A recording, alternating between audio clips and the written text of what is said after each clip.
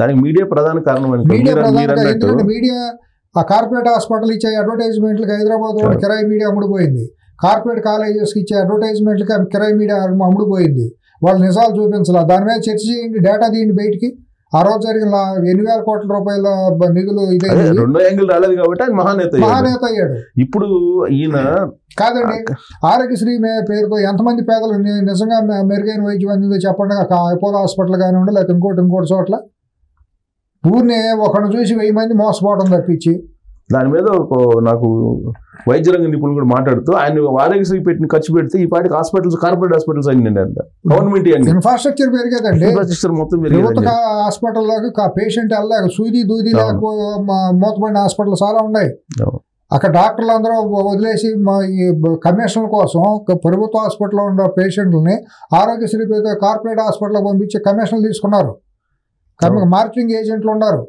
అక్కడ area hospital నుంచి పేషెంట్ని పంపిస్తే దాని 30% ఈ బిల్డింగ్ లో అది ఆర్ఎంపీలు వీళ్ళందరూ చేశారు. సో అది జమానా ఆ రకమైన ఇమేజ్ తీసుకొచ్చి ఆ ముసుగేసుకుని విశృంఖలంగా సమాజం మీద పడిపోయి ఓ మహానేత అని పోయి కొంతమంది పూజ గదిలో ఫోటోలు పెట్టేసుకుని ఆ మహానేత ఉండటం మూలాన్ని మేము ఉన్నామని చెప్పేసి ఒక దుర్మార్గమైన ప్రచారం చేస్తే, అంటే ఆ మహానేత ఉండటం వల్ల ఎటువంటి వాళ్ళు మిగిలిపోయారంటే దాన్ని బట్టి అర్థమైపోతుంది ఆ మహానేత ప్రోడక్ట్ ఎటువంటి వాళ్ళు నమ్మారు. ప్రజలు నమ్మారు. 150 నమ్మారు, పర్యవసానం అనుభవించారు. ఆ నమ్మటం మూలనే ఆ బై ఎలక్షన్ అప్పుడు కూడా 2009 తర్వాత 12 ఆ టైంలో జరిగిన తెలంగాణ ఉద్యమంలో జరిగిన 17-18 బై ఎలక్షన్ జరిగింది. అప్పుడు కూడా అందుకనే ఇచ్చారు. తర్వాత ఆ నమ్మకంతోనే ప్రజలు గొర్రెలు కదా, విఘ్నత ఉండదు కదా, మూడజనం ప్రజలు, నేను మెజారిటీ ప్రజలు అంటారు, దాంట్లో మొహమాటం ఏమీ లేదు. కొంతమందికి నచ్చకపోవచ్చు కానీ మన దౌర్భాగ్యం, ప్రజల్లో ఉన్న దౌర్భాగ్యం, వ్యామోహానికి లోనవడం, విచక్షణ జ్ఞానం కోల్పోవటం. ఎడం చేతికి కుడి చేతికి తేడా అన్న తెలియాలి కదండి. మూర్ఖులకి అన్నానికి అసిద్ధానికి తేడా ఉన్నా తెలియాలి కదా. ఎవడేంటి అని ఇంగిత జ్ఞానం లేదా? ఈ జనాలు నమ్మే జనాలకి ఇంట్లో తల్లికి పెళ్ళడానికి తేడా తెలియదండి. ఎవడెటు ఉంటాడో తెలియకుండానే ఓట్లు వేసారా? 2014లో కూడా అంతే నేరో మెజారిటీతో ఇది చేశారండి. మీరు అదేమి టెక్నికల్గా తెలుగుదేశం గెలిపే కానీ ఓ రకంగా చూస్తే వైసీపీ 67 మంది ఉన్నారు. ఓటింగ్ పర్సంటేజ్ చూసినా కూడా ఇవాళ నిన్న చూసినా కూడా అంత పర్సంటేజ్ ఇస్తున్నారంటే సమాజం ఎంత దౌర్భాగ్యమైన స్థితిలో ఉంది. రాష్ట్రం ఇంకా నాశనం అయిపోయినా కూడా ఇంకా రియలైజ్ కాకుండా ఇంకా అంత పర్సంటేజ్ ఓట్లు ఇస్తున్నారంటే ఆ బలంతోనే ఇవాళ అతను మళ్ళీ బరిదేగించి రోడ్డు మీదకి రావడం మళ్ళీ ఎట్లా రాయడానికి కారణం. అదే చెప్తాను పదే నాకు అంతమంది ఉన్నారు కాబట్టి నేను ఇంకేం చేసినా విశృంఖలంగా ఏమైనా చేయొచ్చు అనే కదా. నువ్వు గంజాయి విశృంఖలంగా వేలాది ఎకరాలు నువ్వు నీ మనుషులతో ఉత్తరాంధ్రలో పండించి దేశవ్యాప్తంగా రవాణా చేసి లక్షల కోట్ల రూపాయలు దోచేసుకున్నారు మీ వాళ్ళు. డ్రగ్స్ విశృంఖలంగా దొరికిందే, ఇది దొరకకుండా వచ్చినాయి. ఇంకా ఇన్కన్సైన్మెంట్లు ఉన్నాయి, కంటైనర్లు ఉన్నాయి, ఎవరికి తెలియదు. ఏమండి ఎర్రచంద్రం అయితే సరే జరగని అసాంఘిక కార్యకలాపాలు ఉన్నాయి. మైన్స్ అయితే సరే మొత్తం అంతా ఇస్కాను మైన్స్, లాటరైట్లు, ఇటువంటి గ్రానైట్లు ఇటువంటివన్నీ అయిపోయినాయి. సిమెంట్ ఫ్యాక్టరీలు లిక్కర్ కోసం సొంత డిస్టిలరీలు, ఇతరుల డిస్టిలరీలన్నీ కూడా మూపించేయటం లేదా కొనేసేయటం. ఏమండి రాష్ట్రంలో ఇంకేం జరిగిందండి? తిరుమల వెంకటేశ్వర స్వామిని కూడా కబ్జా పెట్టేశారు. శ్రీవాణి ట్రస్ట్ పేరుతో వచ్చిన డబ్బులన్నీ కూడా ఏమైనాయి ఎవరికీ తెలియదు. దీని మీద జరగాల్సిన చర్చ విస్తృతంగా జరగల. ఎంతసేపు వ్యక్తిత్వ హరణాలు, క్యారెక్టర్ అసాసినేషన్తో ఆడియుడు తిట్టుకుంటాం, నీచమైన బురద రాజకీయాలు చేసుకున్నారు తప్పించి నిర్మాణాత్మకమైన విమర్శలు ఎక్కడ కూడా జరగల. ఇప్పుడు ఆయన శ్వేతపత్రాలు రిలీజ్ చేశారు, ఇంకా రిలీజ్ చేస్తానంటున్నారు. వాటి మీద చర్చ జరిగే టైంకి ఈ మర్డర్లు, మానభంగాలు, శ్వేతపత్రాలు అనేది నేను వ్యక్తిగతంగా నేను వివేచిస్తానండి. ఆయన చేసే తప్పండి అది. ఇవాళ ప్రజలకు కావాల్సిన శ్వేతపత్రాలు అనేది కాదండి. ఎవరికి కావాలి శ్వేతపత్రాలు? రోజుకో శ్వేతపత్రం తీగుతొంతేంటి? ఓ పక్కన అసాంఘిక శక్తులు అక్కడ తొడలు కొట్టి మీసాలు మెలేసి ఓడలేస్తా అంటే, దెయ్యాలు పిశాచ గణాలలాగా రోడ్ల మీదకి వస్తా అంటే వాళ్ళు అంతుపట్టకుండా, పోలీసులు ఇంతవరకు ఒక కట్టుదిట్టమైన చర్యలు లేకుండా, ఇంకా పోలీసులకి ఒక ఫ్రీ హ్యాండ్ అనేది అక్కడ పొట్టే రాకుండా మీకు అడ్మినిస్ట్రేషన్ మీద, ఇంకా పాతాళ్ళే ఇంకా అసాంఘిక శక్తులతో మమేకమైనటువంటి వాళ్ళు, వాళ్ళకు కొల్లుడైన పోలీసులను ఇంకా మీరు క్షేత్రస్థాయిలో పెట్టుకుని దాన్ని సంస్కరించుకోకుండా ఎంతసేపు నేను వైట్ పేపర్లు అంటే ఎవరికి కావాలండి? వైట్ పేపర్లు నీ విదేశీ పెట్టుబడులు ఎవరికి కావాలండి? కావాలి, కాదంట్లా శాంతి భద్రతలు కావాలి, పెట్టుబడులు కావాలి. పెట్టుబడులు ఎప్పుడు వస్తాయి? ముందు ఈ విషసర్పాలను తీసేయండి. ఓ పక్క నిస్సిగ్గుగా అంత దౌర్భాగ్యంగా జరుగుతుంటే లా అండ్ ఆర్డర్ని కంట్రోల్ పెట్టండి. తొక్కినారులాగా లోపలేయండి మొత్తం. ఆ పిన్నెల్ లాంటి వాళ్ళు ఇంకెంతమంది ఉండరు రాష్ట్రంలో. కానీ ఇప్పుడు అది మీరు అన్నట్టు గ్రౌండ్ లెవెల్ ఎస్ఐ దగ్గర నుంచి వాళ్ళు ఏం మారలేదు, ఎవరు మారలేదు. మొత్తం వైఎస్ఆర్ కాంగ్రెస్ పార్టీ సానుభూతి పనులు వాళ్ళు అపాయింట్ చేసిన వాళ్ళు ఉన్నారు. దాని కారణంగా ఏమైనా ఈ ఇన్సిడెంట్లు అన్ని కూడా ఇప్పుడు దాని కారణం కాదండి, ఎప్పుడు జరుగుతాయండి. ఒక సమాజం అన్నాక హత్యలు ఇవన్నీ మామూలు నిరంతరం జరుగుతూనే ఉంటాయి. వీళ్ళు ఏంటంటే ప్రతి శవాన్ని ఒక రాజకీయంగా వాడుకుంటూ మొదలెట్టారు. ప్రతి శవాన్ని తెలుగుదేశం ఫెయిల్ అయింది. ఎందుకంటే తెలుగుదేశానికి కొద్ది సంస్కారం ఉంది కదా, ప్రతిదాన్ని మనం ఆ రకంగా చూడకూడదు, సరే ప్రతి ఎందుకులే అన్నట్టు ఉంటాం. అట్లాగే వీళ్ళకి కూడా ఏంటంటే ఈ రేటింగుల కోసం దిగజారిపోయిన మీడియాలు కొన్ని ఉన్నాయండి. బ్రేకింగ్ వార్తలు పెట్టేయటం, ఎంత నికృష్టం అంటే వీళ్ళు రేపు మాపు శోభనాల గదిలో కూడా వీళ్ళు శోభనాలు కూడా లైవ్ టెలికాస్ట్ చేస్తారండి. దౌర్భాగ్యులు అటువంటి వాళ్ళ చేతిలోకి మీడియా వెళ్తాయి. దురదృష్టకరం. ఇంగిత జ్ఞానం ఏమీ లేదు. తల్లికిను చెల్లికి పెళ్ళానికి తేడా తెలియని వాళ్ళందరూ ఇటువంటి మీడియాల్లోకి వీటిలోకి వచ్చేయటం, ఏది చూపించాలి ఏది చూపించకూడదు, సమాజంకి ఏది హితం ఏది తప్పు, మనం చూపించవచ్చా చూపించకూడదా, దాని మీద అసెస్మెంటును ఒక ఏమీ లేదండి. ఎవరికాడే రేటింగుల కోసం ఎంతకైనా దిగజారిపోవటం అండి. సోషల్ మీడియా కూడా దానికి అంతే అట్టాగే అయిపోయిందండి. సోషల్ మీడియాలో కూడా ఇవాళ పోస్టులు కూడా అసాంఘికమైన పోస్టులు, దొంగైందంటే దొంగగట్టేందండి, లేదా ఒక ఇన్సిడెంట్ జరగగానే అమ్మంటే దాని మీద తీర్పులు ఇచ్చేయటం. అది కూడా మనం ఉండే కొద్ది మనకు కూడా ముందైతే సెన్సిటివ్గా అయ్యో నా గురించి 10 మంది అనుకుంటున్నారు అని మనకు ఉండేదండి. ఇవాళ ఇంతే కదా అనుకుంటున్నారు అయిపోయిందని క్షణంలో మర్చిపోయే పరిస్థితి మనకు కూడా వచ్చేసింది. సమాజం మనం అంటే ప్రతి మనిషి కూడా అనుకున్నారు ఏం పోయింది అనే ఇది వచ్చేసింది. అంటే ఎప్పుడంటే ఆ భావం వస్తుందో కట్టు పోయినట్టే. ఇంకా సమాజంలో బిడియం సిగ్గు తప్పు ఒప్పు అనేది ఒక కట్టుబాట్లు ఉంటాయి కదా, ఆ కట్టుబాట్లు కూడా తొలగిపోయే పరిస్థితి వచ్చేస్తుంది ఇటువంటి వాటి మూలాన. సో ఒకప్పుడు చంద్రబాబు నాయుడు మీద అత్యాయత్నం జరిగింది. అవును, జగన్మోహన్ రెడ్డి గారి హయాంలో ముఖ్యమంత్రిగా ఉన్నప్పుడు. ఇప్పుడు మిథున్ రెడ్డి మీద అత్యాయత్నం జరిగింది అని చెప్పి వాళ్ళు నిన్న ఇన్సిడెంట్స్ మనం వినుకొండ పొంగునూరు రెండు తీసుకుంటే వాటి మీద అట్టుడిపోయింది రాష్ట్రం మొత్తం. అట్టుడిపోవటం అంటే ఇదేనండి, చేయాల్సిన పనులు చేయకుండా, ప్రయారిటీస్ లేకుండా, ఇటువంటి కట్టడి చేయకుండా, ఓ భయం అనేది వెన్నులో వణుకు లేకుండా కనుక చేస్తే శత్రువుకి ఇటువంటి ఏం జరుగుతాయండి. ఎప్పుడు కూడా పరిపాలన అనేది ఎక్కడ ఉండాలంటే అది వాళ్ళకే తెలుసు. నిజంగా చెబుతున్నాను కదా, చంద్రబాబు నాయుడు గారికి పరిపాలన చేయడం తెలియదు, ఆయన అభివృద్ధి చేయటం వచ్చు. అభివృద్ధి ఎట్లా చేయాలి, రాష్ట్రాన్ని ఎట్లా చేయాలి అదే పిచ్చిదారిలో వెళ్తాడు తప్పించి అసాంఘిక శక్తులను ఎట్లా కంట్రోల్ చేయాలనేది ఆయన ప్రయారిటీలో తక్కువ. చేయలేదని కాదు, హైదరాబాద్ లాంటి చోటే చాలా పకడ్బందీగా ఎక్కడ కూడా మత కలహాలు అనేది ఎప్పుడు అంతకుముందు కేర్ ఆఫ్ అడ్రస్ హైదరాబాద్గా ఉండేదాన్ని. తెలుగుదేశం వచ్చిన తర్వాత హైదరాబాద్ లాంటి సెన్సిటివ్ ఏరియాలోనే ఒక మత కలహాలు అనేది ఎక్కడా లేకుండా చాలా పకడ్బందీగా కంట్రోల్ చేసుకొచ్చిన చరిత్ర ఉన్న తెలుగుదేశం పార్టీ. 9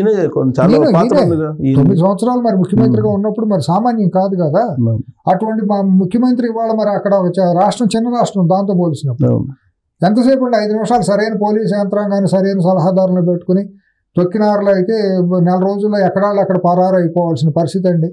అటువంటిది ప్రెస్ మీట్లు పెట్టి తోడలు కొట్టేవాడో కూడా పీక్కుంటారనేవాడో కూడా రోజు నిరంతరం మాట్లాడలేని అచేతన స్థితిలో తెలుగుదేశం అధికార పార్టీ ఉంటాం. జనసేన వాళ్ళు కూడా ఎలక్షన్ బిఫోర్ మాట్లాడినంత దూకుడుగా వాళ్ళు అయ్యారు. ఈ బీజేపీ వాళ్ళు సనాయి నొక్కులు అటే మాట్లాడుతున్నారు. ఇంకా కూడా మంత్రి పదవిలో దీంట్లో బాధ్యత వహించిన మంత్రి ఆయన వరకు బాగానే ఉన్నారు. సత్యకుమార్ గారి వరకు మనం ఆయన ఇంటిగ్రిటీ కానీ ఆయన దీన్ని మనం ఏదైతే చూపించడానికి లేదు. కానీ మిగతా వాళ్ళ పరిస్థితి అటు అమ్ముడు పోయిన వాళ్ళు ఉన్నారు కదా, వాళ్ళందరూ అటే సపోర్ట్ చేస్తున్నారు. పార్టీలో కొంతమంది వాళ్ళు కూడా నిర్ణయాత్మకంగా పార్టీ అధ్యక్షురాలు కానివ్వండి, ఆ మంత్రి కానివ్వండి, వాళ్ళందరూ కూడా రాష్ట్ర అభివృద్ధిలో తప్పకుండా వాళ్ళ భాగస్వామ్యం ఉంది. వాళ్ళని మనం అనటానికి వీల్లేదు. కానీ పాత వాళ్ళు ఉన్నారు కదా, సంఘ విద్రోహ శక్తులు బీజేపీలో ఉండే వాళ్ళందరూ కూడా వాళ్ళందరూ అటే సపోర్ట్ చేస్తున్నారు. ఇప్పుడు నిన్న మిథున్ రెడ్డి సంఘటన కూడా అదేనా? అంతే కదా, వాళ్ళు ఖండించాలి కదా. ప్రభుత్వంలో భాగమైనప్పుడు వాళ్ళది కూడా సమిష్టి బాధ్యత. బీజేపీకి కూడా ఎక్కడన్నా ఖండిస్తున్నారా? ఇది కాదు, ఈ ప్రభుత్వానికి సంబంధం లేదని జగన్కు వ్యతిరేకంగా ఒక స్టేట్మెంట్ ఎందుకెవరు? మీ బాధ్యత లేదా? కూటమిలో ఉన్నప్పుడు జనసేన వాళ్ళు కూడా మాట్లాడాలి కదా, నోరెత్తి సపోర్ట్ చేయాలి కదా తెలుగుదేశానికి. మరి అది కూటమి ధర్మం అంటే అదే కదా. తెలుగుదేశం ఒకటే కాదు కదా వాళ్ళ రూలింగ్లో ఉంది. మరి వాళ్ళు ఎందుకు మాట్లాడరు? ఇది చాలా తప్పండి. ఇది తెలుగుదేశాన్ని నేను తెలుగుదేశాన్ని అంటలేకపో, జనసేన కూడా వాళ్ళు దీంట్లో స్పందించాలి. రాష్ట్ర అభివృద్ధిలో శాంతి భద్రతలు కాపాడటంలో ఇది సమిష్టి బాధ్యత 3 పార్టీలది. ఇప్పుడు రాష్ట్రాన్ని తెలుగుదేశం పార్టీ నడిపిస్తున్నట్టు మీకు అనిపిస్తుందా, వైఎస్ఆర్ కాంగ్రెస్ పార్టీ నడిపిస్తున్నట్టు అనిపిస్తుందా? వైఎస్ఆర్సీపీ పార్టీకి నడిపిస్తున్నదని అనలేం కానండి, వైఎస్ఆర్సీపీ ఆ అసాంఘిక శక్తులను కట్టడి చేయడంలో నెల రోజులైనా కూడా ఒక భయం అనే దాన్ని కలగజేయడంలో వైఫల్యం చెందింది తెలుగుదేశం అనుకుంటాను నేను. వాళ్ళు చేసుకుంటా వస్తున్నారు, కొన్ని పనులు చేస్తున్నారు. అంటే మైండ్ గేమ్ వాళ్ళ వైపు తీసుకెళ్ళిపోతున్నారు అనిపించట్లేదు. మైండ్ గేమ్ ఆడటంలో అతను సిద్ధవస్తుడండి. ఆ మైండ్ గేమ్ బ్రేక్ చేయడం పెద్ద సమస్య కాదండి. సరైన వాళ్ళు ఉంటే క్షణాల్లో ఆ బ్రేక్ చేయొచ్చు అండి. అతను అప్రతిహతంగా నడిచిపోతుందండి. ఎంతసేపు కూడా కాదు, 10 సంవత్సరాలుగా మీరు అబ్జర్వ్ చేస్తే 2014 నుంచి 12 నుంచి చూస్తే 10 ఏళ్ళు దాదాపుగా చంద్రబాబు నాయుడు గారు ఎప్పుడు కూడా అతను వైఎస్ జగన్ వేసే వల్ల ఇతను ట్రాప్లో ఈయన పడిపోవటమే కానీ ఇంత అనుభవజ్ఞుడు. అది ట్రాప్, దాన్ని మనం కౌంటర్ ట్రాప్ వేయాలనే పరిస్థితులు ఈయన వెళ్ళలేదండి. ఎంతసేపు సెల్ఫ్ డిఫెన్స్, ఎంతసేపు ఆ కౌంటర్లో దానికి ఇది చేసుకుంటూ రావటమే తప్పించి, లేకపోతే వెళ్ళిపోయి ఆ ట్రాప్లో పడిపోయి వాగ్దానాలు కూడా అవతలాడు ఏదన్నా దాన్ని డబ్బులు ఇచ్చేస్తానంటూ అటువంటిది వెళ్ళకూడదండి. అవతలాడు ఆడు ఏం చేస్తున్నాడు, దాన్ని మనం ఎట్లా కౌంటర్ చేయాలి, దాన్ని ఎట్లా బ్రేక్ చేయాలనే యంత్రాంగం అసలు అక్కడ పూర్తిగా లేదనేది నేను అనుకుంటానండి. వాళ్ళ ప్రజల్లో అందరూ కూడా అది అసహ్యం పుట్టి వద్దు, మనకి రాష్ట్రం నాశనం అయిపోతుంది, వీడి మొహం చూడకూడదు మనం అనే ఉద్దేశంతో జనం అందరూ వచ్చి టేసారే తప్పించి వీళ్ళు వ్యూహాత్మకంగా వీళ్ళు చేసింది పెద్ద ఉందని నేనేం అనుకుంటలేదు. సారీ టు సే, వాళ్ళకి కూడా వాళ్ళు కనుక ప్రతి వ్యూహం కనుక పన్ని బలమైన యంత్రాంగాన్ని ఆయన సలహాదారులుగా పెట్టుకుని అవతల శత్రువు యొక్క వ్యూహాన్ని బ్రేక్ చేసి టోటల్గా దాన్ని డిస్మాంటిల్ చేసే ప్రయత్నం చేయకపోతే ఆ రాష్ట్రాన్ని భగవంతుడు కూడా కాపాడలేడు. ఇప్పుడు ఏమంటున్నారు వాళ్ళు, ఇన్సిడెంట్లు చూపించి మరో బీహార్ అయిపోతుంది అని అంటారు. వాళ్ళ మనుషులు అయితే కదండి వాళ్ళు మాట్లాడటానికి. ఆ మీడియా ఉంది, దాని అసలు ఆ మీడియాని తొక్కినారలాగొద్దండి. రాష్ట్రంలో ఎక్కడ ఒక్క ఛానల్ నోటీసులు లేకుండా అవతల గవర్నమెంట్ నోటీసులు లేకుండా ఆర్డర్ ఇచ్చేస్తారు, ఇంటర్ మాటర్ ఇంకొక ఆర్డర్ ఇచ్చేస్తారా? ఇచ్చేసిన తర్వాత ఆపొచ్చు కదా. రకరకాల మార్గాలు ఉన్నాయి ఇక్కడ కంట్రోల్ చేయడం. గవర్నమెంట్ అనుకుంటే ఎంతసేపు అండి దానికి తగ్గాలి. సమర్థులైన ఐపీఎస్ ఆఫీసర్లు మంచి వాళ్ళని టీమును పెట్టి రిటైర్ అయిన వాళ్ళతో సలహా అడ్వైజరీ కమిటీ పెట్టుకుని సమర్థులైన వాళ్ళని పెట్టి ఇటు సోషల్ మీడియాలో ఇక్కడ అక్కడ వెళ్ళి వెరితాలు వేసే వికృత శక్తులు ఇంకా ఉన్నాయి కదా. అదే 100 మందిని తీసుకొచ్చి లోపల పడైతే ఎంతసేపు అండి మొత్తం సెట్ అయిపోతుంది, లా అండ్ ఆర్డర్ అన్ని సెట్ అవుతాయి. కానీ జగన్మోహన్ రెడ్డి ఉన్న టైంలోనే అందరూ లోపలేసే ప్రయత్నం చేశారు. ఇప్పుడు వైసీపీ సోషల్ మీడియా లేనిది కూడా ఉన్నట్టు చూపిస్తున్నారు. కేసులు వేయాలి కదా. ప్రెస్ మీట్ లో మాట్లాడినప్పుడు అరే ఒరే అన్నప్పుడు ఒరే అని ఒకటి మాట్లాడేటండి జర్నలిస్ట్ బహిష్కరించి వెళ్ళాలి, బహిష్కరించాలి కదా. Give and take respect mister Vijayasai Reddy, how dare you, నువ్వు ఎవడవా నన్ను ఒరే అంటానికి? పిచ్చి పిచ్చి మాటలు మాట్లాడమని నోరు కంట్రోల్ పెట్టుకొని ఒకడు అన్నాడా? ఎకిల్ నవ్వులు నవ్వారు అక్కడ కూర్చున్న వాళ్ళందరూ. ఎకిల్ నవ్వులు నవ్వటం అంటే ఏంటి? క్యారెక్టర్ పోవటం కాదండి. మీరు ఇదే ఇటువంటి ప్రెస్ మీట్లు హైదరాబాద్లో కూడా కేసీఆర్ పెట్టినప్పుడు కూడా ఇట్లాగే ఎకిల్ నవ్వులు నవ్వేవాళ్ళు అండి. విన్నారా మీరు? రాహుల్ అని చెప్పి అంటే పిచ్చి ఎకిల్ నవ్వులు అవుతాండి. ఎటువంటి క్యారెక్టర్లెస్ ఫెలోస్ వాళ్ళు జర్నలిజంలోకి వచ్చారు అని అనుకోవాలండి, స్పైన్లెస్ ఫెలోస్ వచ్చారు అనుకోవాలండి. వీళ్ళకి ఏమన్నా జర్నలిజం విలువలు తెలుసా అండి? వీళ్ళందరికీ వీళ్ళకి వ్యక్తిత్వం ఉందా, వెన్నెముక ఉందా, సంస్కారం ఉందా వీళ్ళకి? జర్నలిస్టులుగా చెప్పుకునే వాళ్ళకి ఒక జర్నలిస్టు ఎంత హొందాతనంగా ఉండేదండి ప్రెస్ మీట్లు అంటే? ఎంత ఒళ్ళు దగ్గర మాట్లాడితే ప్రెస్ మీట్ బహిష్కరించి వచ్చేవాళ్ళు. మనం గతంలో చూసేవాళ్ళం అండి. ఎటువంటి వాళ్ళు ఉండేవారు, స్టార్ వర్డ్స్ ఉండేవారు జర్నలిస్టులు. వెళ్ళి మాట్లాడుతా అంటే అవతలాడు వెన్నులో వణుకు వచ్చేది. రాజకీయ నాయకుడు కూడా స్పృహలో మాట్లాడేవాళ్ళు. ఒకవాళ్ళు వెళ్ళి నిలబడి ప్రశ్నిస్తా అంటే ఎంతో గొప్పగా ఉండేది. హైదరాబాద్లో కానివ్వండి మనం చూసిన వాళ్ళం కదా. ఎంతో మంది మహనీయులు జర్నలిస్టులుగా చెప్పుకునే అక్కడ పార్టిసిపేట్ చేసిన ప్రతి జర్నలిస్ట్ ని ఒరే అన్నాడండి. ఒరే నవ్వుకుంటున్నారండి ఎకిల్ నవ్వులు. ఎంత రోత పుట్టింది నాకు. అతను విజయసాయి రెడ్డి మీద కంటే కూడా మీడియా జర్నలిస్టులని ముఖాలు చూడలేదు కానీ వాళ్ళ నవ్వులు ఏంటంటే నాకు అసహ్యం పుట్టింది, రోత పుట్టింది. ఇటువంటి దిగజారుడు మీడియా, దిగజారుడు జర్నలిస్టులు తెలుగు నేల మీద ఉండటం అనేది అతను ఆర్ వెంకటేశ్వరరావు గారిని, లేకపోతే ఎంవీఆర్ శాస్త్రి గారు, శ్రీరామచంద్రమూర్తి గారు, వీళ్ళందరూ ఉన్నారండి మహనీయులు. అందరూ పెద్ద పెద్ద పేర్లు ఉండే వాళ్ళందరూ ఉన్నారు కదా. దీక్షితులు గారు, ఎన్నో పేర్లు ఉన్నాయి, మనం చెప్పలేని పేర్లు. యాక్చువల్గా వాళ్ళైనా ఇప్పుడు ఎడిటర్స్ గిల్డ్ ఉందండి, వాళ్ళైనా ప్రెస్ మీట్ చేసిన తర్వాత ఆ లెటర్ రాయాలి కదా. లెటర్ రాయాలి. లోక్సభ రాజ్యసభకు ఉన్నాడు, రాజ్యసభ చైర్మన్ కి రాయాలి, లేదా కేంద్ర వాళ్ళు రాయటం అంటే వీళ్ళు ఇది చేస్తే కదా. సరే ఇప్పుడు వాళ్ళంటే లోకల్ జర్నలిస్టులు, లోకల్ అయితే మాత్రం వాళ్ళు బహిష్కరించాలి. వాస్తవంగా పాలిగాడా జర్నలిజానికి కొద్దిగా మచ్చ కదా, జర్నలిజానికి మచ్చ కదా. ప్రొటెస్ట్ చేయాలి. ఎప్పుడంటే రాయాల్సింది వెళ్ళి మాట్లాడుతా అంటే అవతలాడు వెన్నులో వణుకు వచ్చేది. రాజకీయ నాయకుడు కూడా స్పృహలో మాట్లాడేవాళ్ళు. ఒకవాళ్ళు వెళ్ళి నిలబడి ప్రశ్నిస్తా అంటే ఎంతో గొప్పగా ఉండేది.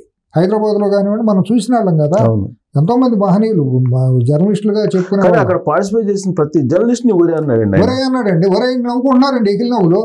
ఎంత రోత పుట్టింది నాకు. అతను విజయసాయి రెడ్డి మీద కంటే కూడా మీడియా జర్నలిస్టులని ముఖాలు చూడలేదు కానీ వాళ్ళ నవ్వులు ఏంటంటే నాకు అసహ్యం పుట్టింది, రోత పుట్టింది. ఇటువంటి దిగజారుడు మీడియా, దిగజారుడు జర్నలిస్టులు తెలుగు నేల మీద ఉండటం అనేది అతను ఆర్ వెంకటేశ్వరరావు గారిని, లేకపోతే ఎంవీఆర్ శాస్త్రి గారు, శ్రీరామచంద్రమూర్తి గారు, వీళ్ళందరూ ఉన్నారండి. మహనీయులు అందరూ పెద్ద పెద్ద పేర్లు ఉండే వాళ్ళందరూ ఉన్నారు కదా. దీక్షితులు గారు, ఎన్నో పేర్లు ఉన్నాయి, మనం చెప్పలేని పేర్లు. యాక్చువల్గా వాళ్ళైనా ఇప్పుడు ఎడిటర్స్ గిల్డ్ ఉందండి, వాళ్ళైనా ప్రెస్ మీట్ చేసిన తర్వాత ఆ లెటర్ రాయాలి కదా. లెటర్ రాయాలి. లోక్సభ రాజ్యసభకు ఉన్నాడు ఈయన, రాజ్యసభ చైర్మన్ కి రాయాలి, లేదా కేంద్ర ప్రభుత్వం రాయాలి. వాళ్ళు రాయటం అంటే వీళ్ళు ఇది చేస్తే కదా.